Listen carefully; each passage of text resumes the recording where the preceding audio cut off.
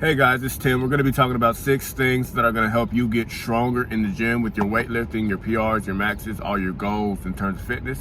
As I'm recording this video, it's a lot of pollen in Atlanta and I just got out of a workout, so a lot of sweat, a lot of sniffles, so excuse me as I record this video.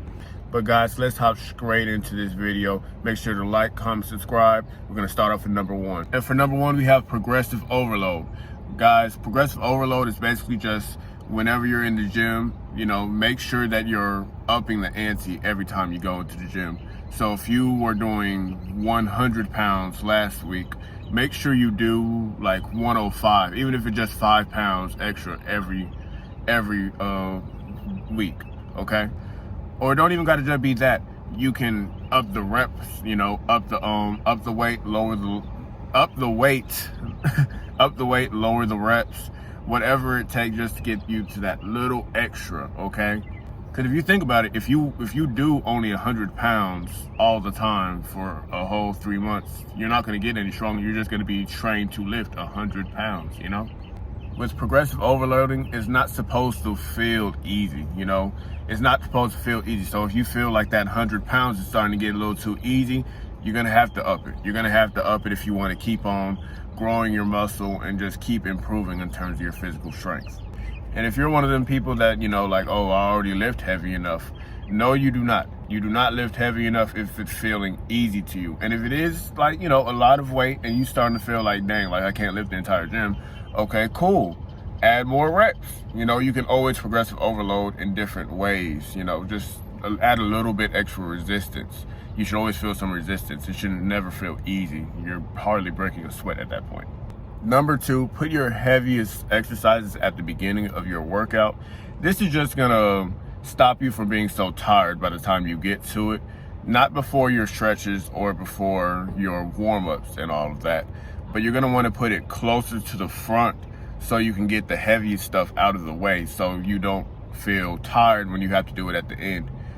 Sometimes I'll do it at the end and I'll feel like, dang, I knew I could have did more. But I waited all the way to the end. I played around with, not necessarily played around, but you know what I mean? The heaviest stuff should have went to the front so I can get it out the way so I barely have anything left in the tank with some stuff that I know is gonna be easier. And that sucks because that just leaves me at the gym feeling like I really knew I could have did better in terms of that workout, especially when usually I'm able to do more weight and more reps on it. It's like, dang, well, I didn't push myself hard as I usually do, on that workout. Number 3, recovery. Are you drinking enough water? Are you getting enough sleep? Are you eating the right things? Are you treating your body good outside of the gym? Because you could have went 4 hours of sleep the night before, not ate anything all day, drank probably only 2 bottles of water, and you'll wonder why your workout's not hitting. Duh, because you're not treating yourself right. You're going to be sore the next day. You got to think of it like your workouts break down your body. If you're not recovering and rebuilding your body back up, you're just going to keep on destroying your body, and not do anything about it. Recovery and nutrition is 90% of the battle when it comes to whether you want to lose weight, whether you want to gain muscle, whether you want to be overall healthy. You need to figure out how you need to recover, and you need to do it right. Wonder why you guys have headaches, stomach ulcers, stuff like this, Bad skin, guys, come on. It's honestly not that hard when you realize what really is the problem. The problem has never been you not going to the gym. Number 4, figure out how to motivate yourself. Figure out what relates to you and how to push yourself more when it comes to strength. Because with me, how I used to be, especially back in high school, when the beat would drop, you feel me? That's when I would start going into my working set. But nowadays, I maybe rock music or gospel, something like that to push me through. Or shoot, listen to a self-motivation podcast before you go in the gym. Listen to your favorite music before you go into the gym. Do something that's gonna have you hype for the workout, gonna make you really want to do it. Because when you don't want to do it, discipline is gonna get you in there. Discipline is for sure gonna get you in there. But motivation is gonna make you do 100% effort and want to do it. Motivation isn't only just music and podcasts though, guys. It can just be, think of think of where you want to be. Think of where you were. Think about, you know, maybe like the heartbreak you done been through. Find something to push you to really go through that gym and really find your strength to keep on going in it. Number 5, rest between your sets.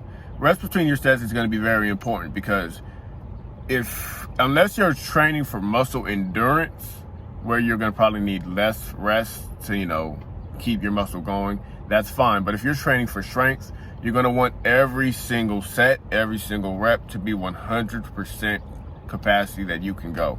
And for you to be able to do that, your muscles have to take a rest in between and hydrate. Me personally, I like to take about a minute to 2 minutes between. Some people take 3, some people take 5, which I think is insane personally. But some people take, you know, 3, 2 minutes. I like that number. That's just going to give your muscles time to recover. It's kind of like how if you're running, you know, you're going to want to not stop, and, you know, you get tired. You're not going to want to stop running, but you're going to want to start walking. Yeah, you're going to want to do something like that. Just take a little rest in between. Or shoot, if you don't want to take a rest in between, that's fine. Do a superset. You know, if you're working your biceps for strength, in between, so you don't keep on working your biceps so they don't get super tired, work your triceps. You know, work something else. But you need to rest that muscle before you start it again. That's how you get cramps. That's how you start getting overly tired. And you don't want to feel overly tired or overly sore at the gym. A lot of people equate that soreness feeling to you did a lot of work, or sweat to you did a lot of work. That's not what that means. That just means that you either are doing a new movement, or you just did something wrong, honestly. Or you're just not, you know, recovering right. Number six, and this is one that I used to have a big problem with: proper form and ego lifting. Y'all, if y'all aren't doing the exercise with the right form, then you're not doing it right, okay? Like, you're not gonna get stronger out of that necessarily. You definitely can, but it's not gonna grow your muscle for real. You know, you gotta have proper form with this stuff, you know? And if you know that a weight is ego lifting, okay, definition of ego lifting. Ego lifting is when you're lifting a weight in a way to where you're not caring about your form, you're just doing whatever it takes to get that weight up. And that, again, is how you cause soreness, how you cause tears in your muscle, cramps, and shoot, get injuries, you know? You don't want to do stuff like that, and that is not how you strength train. If you want to strength train, you're just going to have to do proper form. You're going to have to, you know, if you have to go light at first, you're just going to have to go light, okay? Especially for me, it was very humbling for me, because I used to do improper form and ego lift a lot. So I had to go down in weight, because when I was ego lifting, you know, I could do more, but it wasn't the right way. But I've found my way back to where I was ego lifting, which is really good. But you really do have to take your time and just humble yourself, guys. If you do not humble yourself in the gym, you're just not gonna go nowhere for real, okay? Especially like people that like went to the gym like 10 plus years ago and they still think they can do the same weight. Cut it out, it's over with, it's over with. But that don't mean that you can't get back to where you were. That's what I'm saying. You can get back to where you were. You just gotta put in the work, and you gotta do it the right way. This takes time, patience, okay? But with that being said, since we're talking about strength training, I'm gonna show you guys some of my PRs. This day, you know, again, after work, but no excuses. I think it's also because, like, you know, a lot of the things I've been saying in this video, I have been messing up with, which is causing me to have a decrease in strength, but I had to get back on the horse. Again, like I said, my birthday really feels like it messed me up, but I'm right back on the horse, finna be right in about 2 more weeks. Finna get right back to where I was. This is a game that takes patience, y'all. But with that being said, y'all enjoy these PRs, and leave in the comments below what y'all PRs are. All right, y'all. First off, we're gonna do our bench PR. I like to do a little warm up first, of course, get the muscles flowing, get them grooving. I warm up with 135, get a little bit used to that motion, just so we can get ready for that max. Next up, we have 205 to continue warming us up. Just continue building up the muscles, get them a little pump before they do that big. I'm not going to tell y'all the number yet, y'all. Y'all just going to have to wait and see it. Now we got that big boy 245. Let's see if this goes back up. Let's see. Oh. Yep. It was almost. Next up, we got a big jump to 265. I got a little greedy here, guys. Let's see. 265. Oh, yeah, I definitely could have had that with a spot. And, if I treated my body right. This is what I was saying, guys. Recovery really matters.